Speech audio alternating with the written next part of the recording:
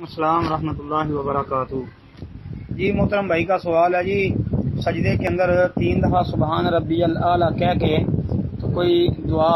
اس کے علاوہ اور جیسے لا الہ الا انت سبحانک انی کنت من الظالمین وغیرہ کر کے مانگ سکتے ہیں؟ محترم بھائی پہلی بات تو یہ ہے کہ یہ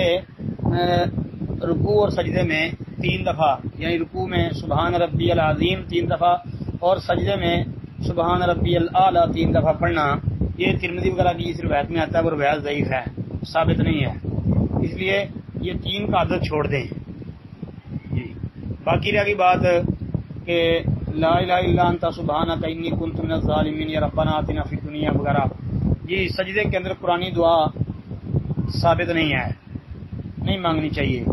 اس لیے کہ صحیح مسلم کی حدیث ہے، نبی علیہ الصلوۃ والسلام نے سجدے کے اندر اور رکوع میں قرآن پڑھنے سے منع فرمایا ہے جی۔ باقی آپ رکوع سجدے کے اندر سبحان ربی الاعلیٰ اور سبحان ربی العظیم، یعنی سبحان ربی العظیم رکوع میں اور سبحان ربی الاعلیٰ سجدے میں، اس کے علاوہ دیگر رکوع سجدے کی دعائیں جو ہیں وہ آپ مانگیں، لیکن اس کا عدد جو ہے وہ متعین نہ کریں کہ اس کو کتنی دفعہ پڑھنا ہے